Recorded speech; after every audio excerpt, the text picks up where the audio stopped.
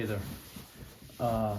Before we get into this video, I want to just go over a few things.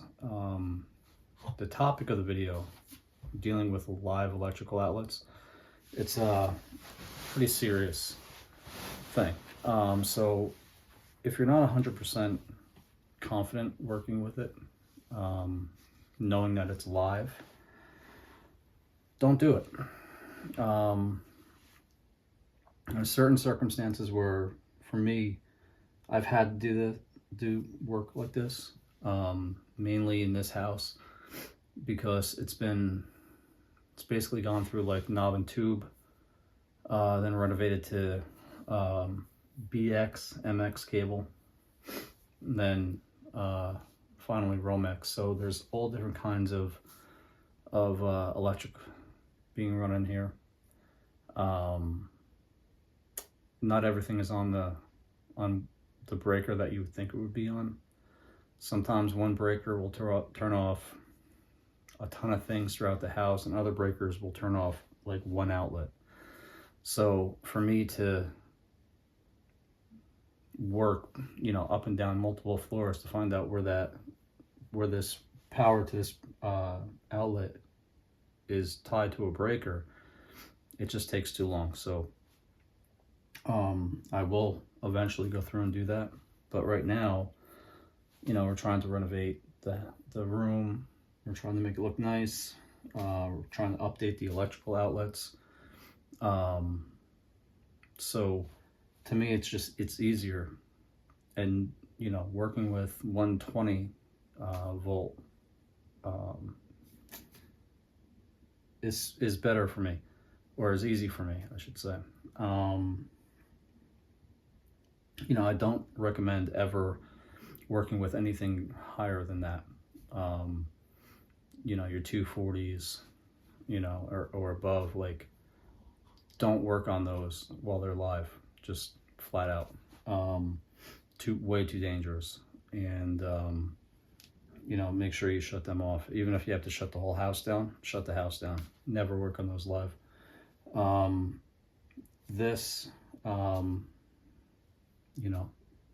I've done it multiple times before. If you have other options, if it's easy enough to shut it off, shut it off. You don't have to do it live, but there will be some circumstances where it might just be easier, quicker, more efficient to work on it live and switch it out as quick as you can. And that's the situation we had here. So also use the correct equipment. Make sure that the screwdriver that you're using is an electrical screwdriver. Use electrical pliers. And I've never used them, but you could also use full rubber gloves, like electrical line gloves. I don't know if they are good to a certain standpoint or to a certain voltage, but I'm sure if they're listed as something that's electrical safe, it's a benefit to using it. So definitely make sure that everything you have is electrical rated. Okay. Screwdrivers, just because it's just a screwdriver, doesn't mean that you can work with live electricity on it. Sometimes the screwdriver shaft is like made out of metal, or they're using some type of polymer that's not electric proof or absorbing, and if you touch any parts of those, it's live as well, so you're going to get shocked. Even if you don't touch the outlet, but you touch the equipment. If you touch anything metal on your equipment, you're also going to get shocked. So with that in mind, I think that's everything. So enjoy the video. All right, everybody. This is going to be hopefully a successful demonstration on how to change an outlet on the fly, which means an outlet that's still energized. If you're not comfortable with working with live, power, don't do this. Make sure you go down, check to make sure the breaker's off and all this other stuff. But you can do this live, and I'll show you how. So first, what you want to do is locate the two mounting screws, and back them out of the box like so, and remove them.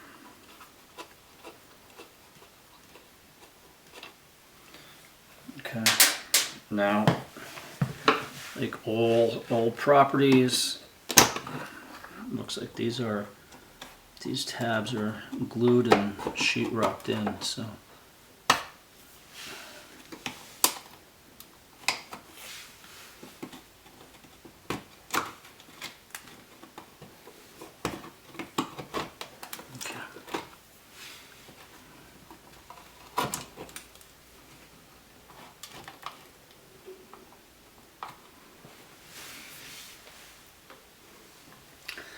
So, with any wiring really,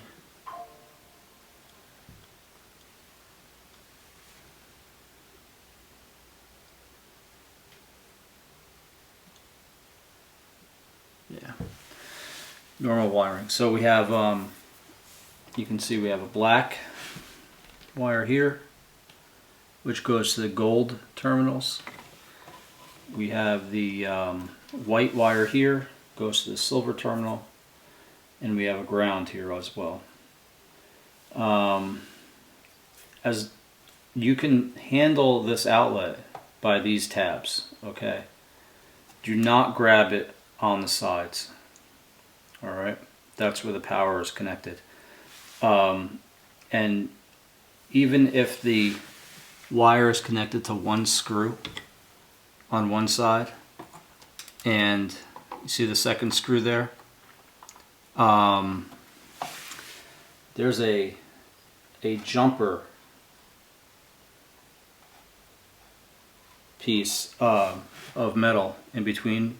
So both of those screws are energized right now, so don't touch them.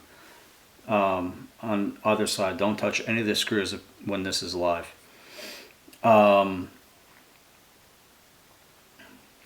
But you can handle it by the top tabs here.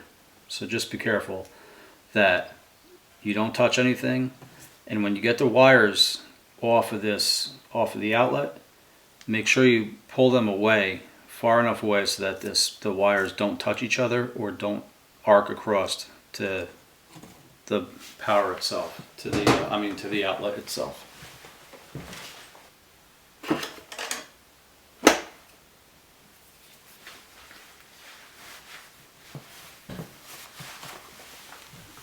Okay. I'm going to start on the neutral and ground side. All right. We will take the neutral off.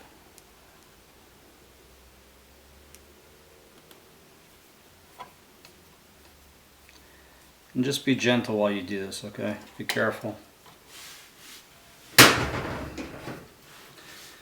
You have a pair of needle nose pliers, and straighten the wire out and move it away. Okay. You just take it one by one, nice and slow. We'll work on the ground right now. Okay. Same thing.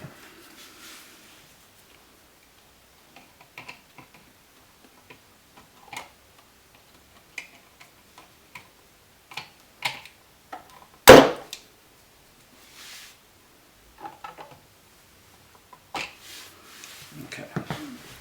So now we have the neutral off, and we have the neutral off here, the ground's off here, and now we work on the energy side.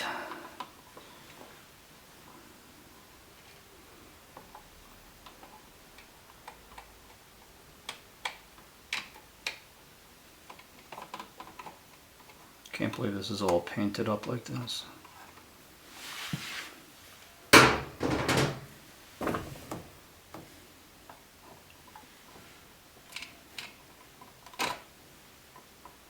Okay, there you have it. The outlet is out. Okay.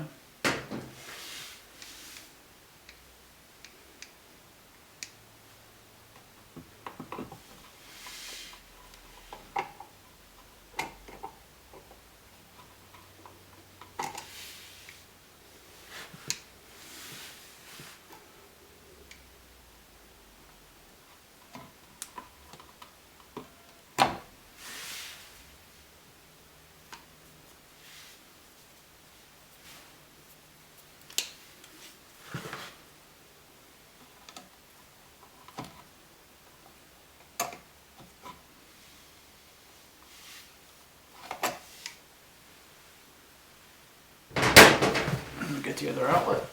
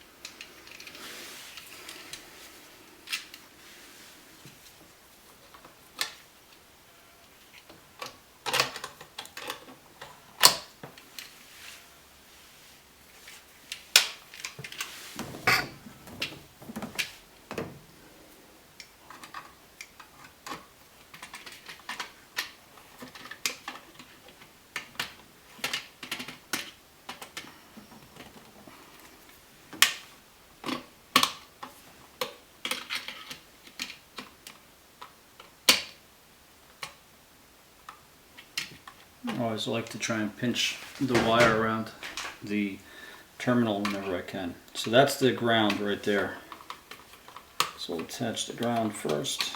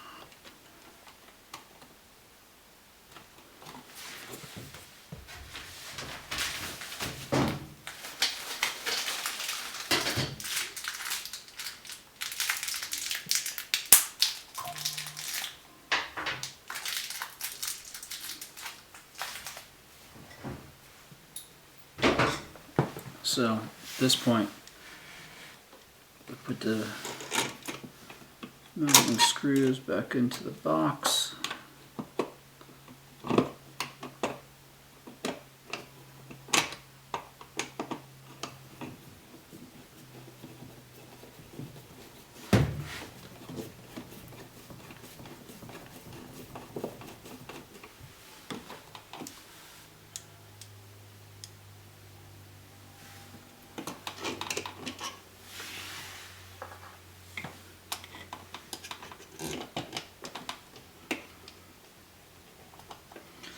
And the reason why you might ask why I'm using GFCIs in this location.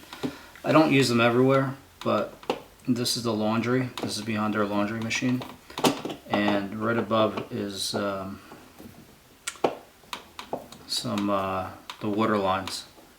And I would rather be safe and be protected by the GFCI, just in case there's any water leaks and, you know, water comes down onto the outlet. If it shorts out, then, you know, we're not energizing the wash machine in any way, right? That would be catastrophic.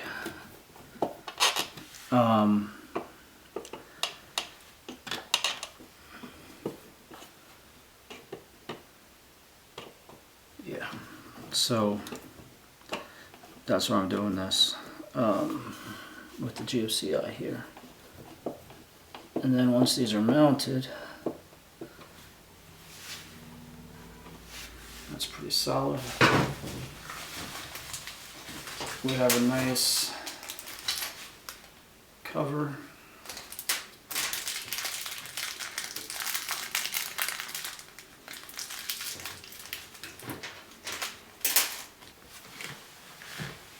There you go. Installed. Comes with a plastic little. Comes with a plastic cover to keep any extra construction material out, and then when you're done, you just peel off the plastic tape, and you're done. All in all, not too bad. But yeah, you can do this. Just keep in mind to make sure the wires never touch each other. Take safety precautions. Be sure you're using rubber handled screwdrivers and alignments.